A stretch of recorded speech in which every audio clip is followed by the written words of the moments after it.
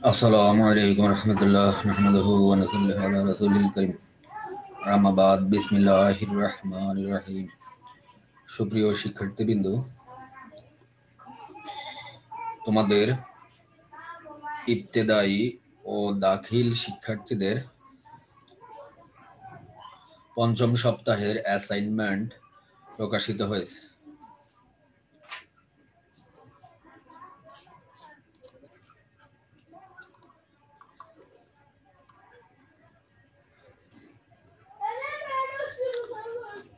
COVID-19 পরিস্থিতিতে 2020 শিক্ষাবর্ষে মাদ্রাসা শিক্ষাধারার পুনর্বিন্যাসকৃত পাঠ্যসূচির আলোক ভিত্তিতে প্রদত্ত অ্যাসাইনমেন্ট পঞ্চম সপ্তাহ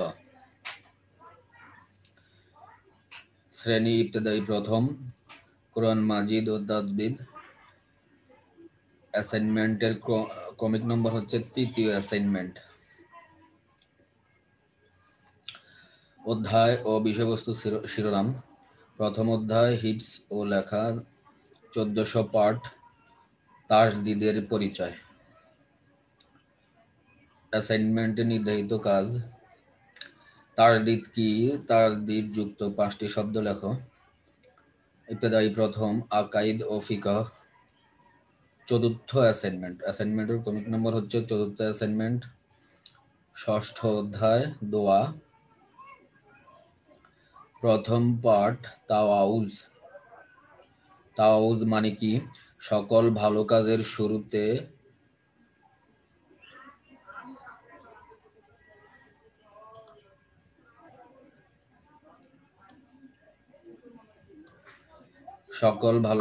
শুরুতে কি বলতে হয়? ইবতিদায়ী দ্বিতীয় শ্রেণী, কুরআন মাজিদ ও তাজবিদ বিষয়। তৃতীয় অ্যাসাইনমেন্ট, অ্যাসাইনমেন্টের ক্রমিক নম্বর হচ্ছে তৃতীয় অ্যাসাইনমেন্ট। দ্বিতীয় অধ্যায় হিফজ ও লেখা। প্রথম পাঠ সূরাতুল ফাতিহা। সূরাতুল ফাতিহার আয়াত সংখ্যা কত? প্রথম আয়াতটি আরবিতে লিখো। ইবতিদায়ী দ্বিতীয় বিষয় আকাইদ ও ফিকহ। চৌথ অ্যাসাইনমেন্ট। ষষ্ঠ অধ্যায় আখলাক। পঞ্চম পাঠ ওয়াদা পালন। ওয়াদা পালন কি? ওয়াদা পালন করা কাদের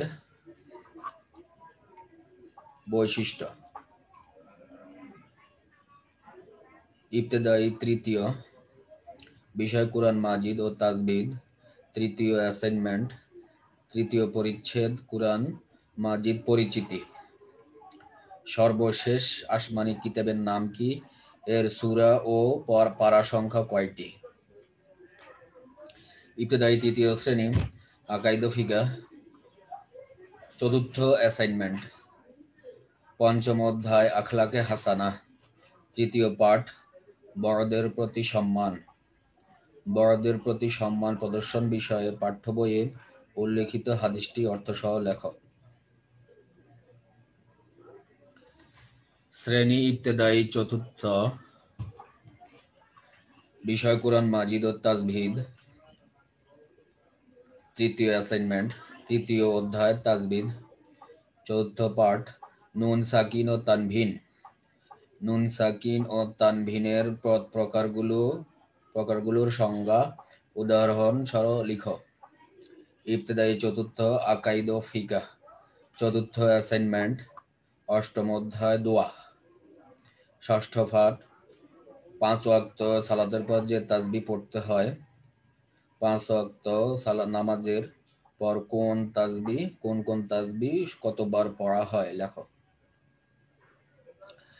ইবতেদায়ী পঞ্চম কুরআন মাজিদ ও তাজবিদ।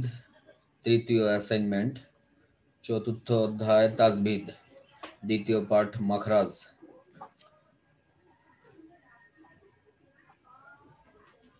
আলিফ, নুন, আইন, মিম, তা হরফগুলোর মাখরাজ উদাহরণ সহ লিখো।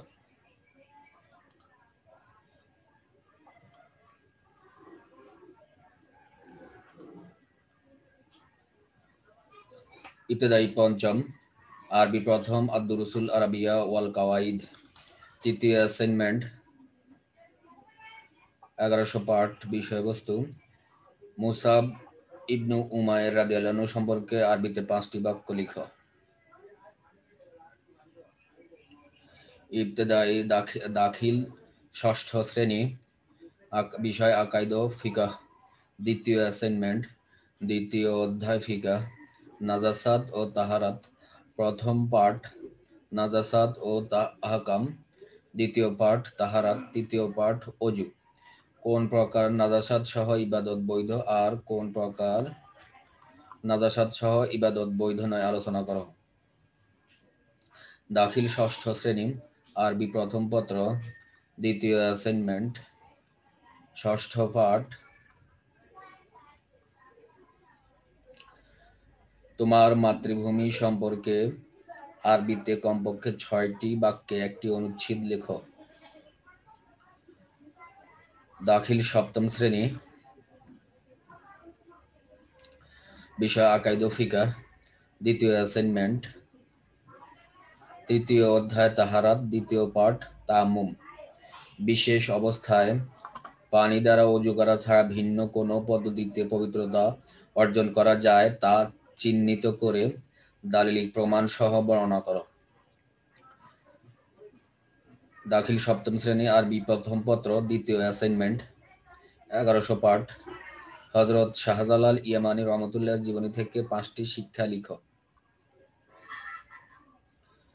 দাখিল অষ্টম শ্রেণী, আকাইদ ও ফিকাহ, দ্বিতীয় অ্যাসাইনমেন্ট, প্রথম অধ্যায় ইলমে ফিকহের ইতিহাস, দ্বিতীয় পাঠ মাযহাবের প্রয়োজনীয়তা। কুরআন সুন্নাহর আলোকে মাযহাবের অনুসরণ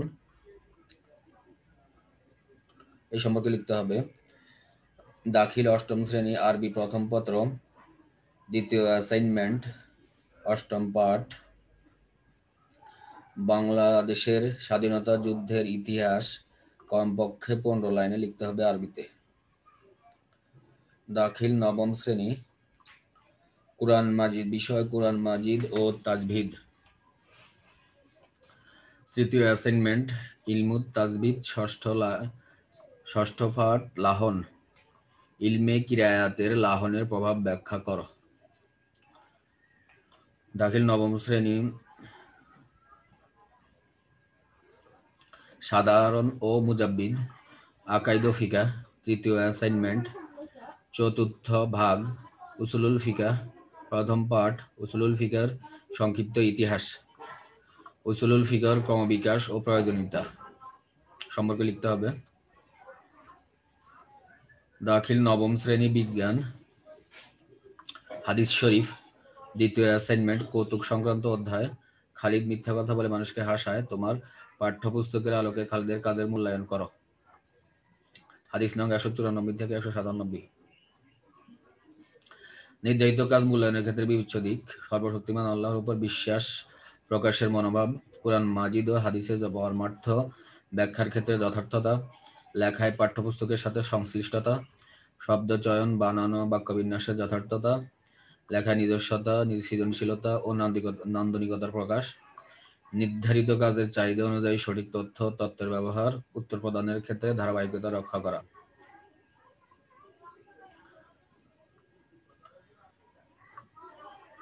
কোভিড-19 পরিস্থিতিতে 2020 শিক্ষাবর্ষের পুনর্বিন্যাসকৃত পাঠ্যসূচির ভিত্তিতে অ্যাসাইনমেন্ট, নির্ধারিত কাজ ও মূল্যায়ন নির্দেশিকা। ষষ্ঠ শ্রেণী,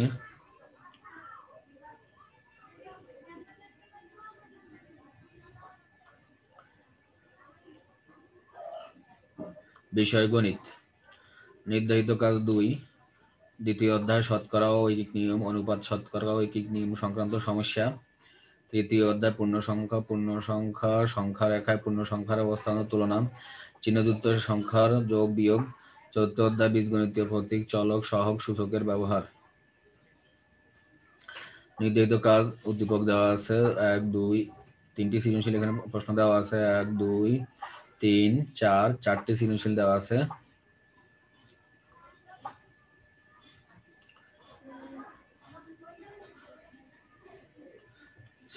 শ্রেণী ষষ্ঠ, বিষয় বিজ্ঞান।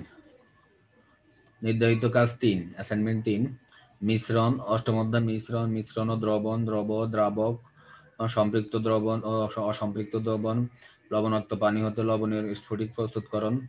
একাদশ অধ্যায় বল ও সরলযন্ত্র, পার্ট 3 সরলযন্ত্র, পার্ট 4 লিভার। পার্ট 5 লিভারের শ্রেণীবিভাগ, পার্ট 7 হাতুড়ি, পার্ট 9 পার্ট 8 থেকে 9 হেলানো তল ও কফিকল। অ্যান্টিবায়োটিক সিরাপ ঝাঁকিয়ে খেতে হয় কেন? এই মিশ্রণকে কি বলে?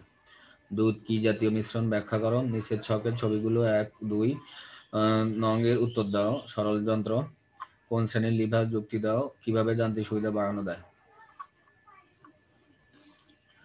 সপ্তম বিষয় গণিত।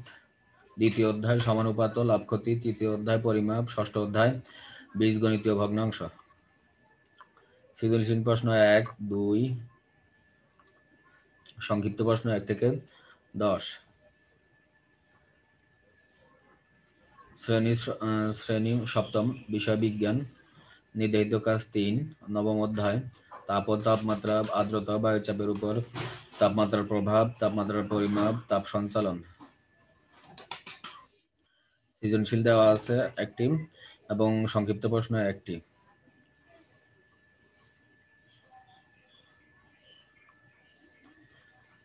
শ্রেণী অষ্টম, বিষয় গণিত। চতুর্থ অধ্যায় বীজগণিত সূত্রাবলী, উৎপাদক বিশ্লেষণ। x² + px + 4 আকারের রাশির উৎপাদক, a² + bx + c আকারের রাশির উৎপাদক, বীজগণিতীয় রাশির লসাগু ও গসাগু। একাদশ অধ্যায় গাণিতিক গড়, মধ্যক, প্রচুরক, লেখচিত্র, পাইচিত্র। পঞ্চম অধ্যায় ভগ্নাংশ লঘিষ্ঠকরণ, ভগ্নাংশের যোগ, ভগ্নাংশের বিয়োগ, ভগ্নাংশের গুণ, ভগ্নাংশের ভাগ। সপ্তম অধ্যায় সেট প্রকাশের পদ্ধতি।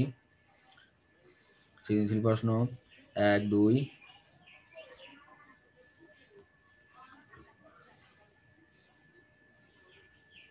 3। সংক্ষিপ্ত প্রশ্ন দেওয়া আছে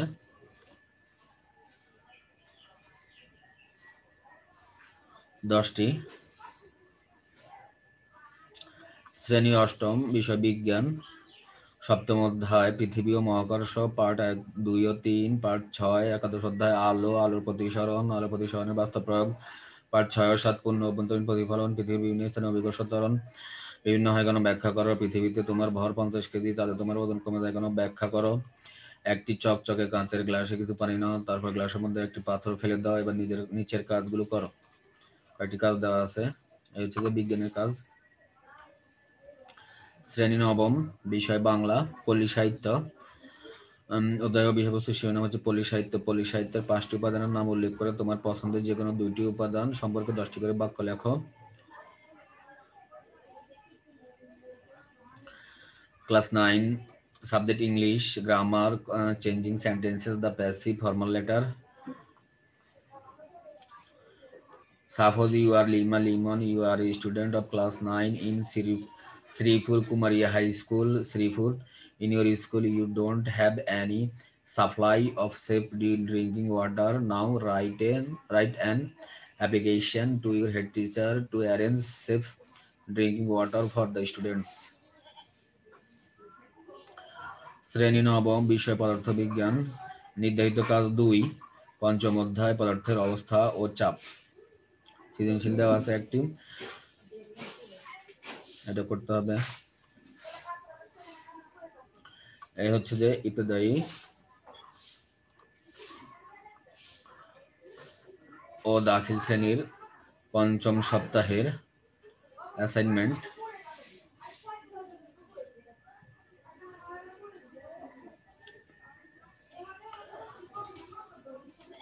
এটা হচ্ছে যে ইবতেদায়ী ও দাখিল শিক্ষার্থীদের পঞ্চম সপ্তাহের অ্যাসাইনমেন্ট।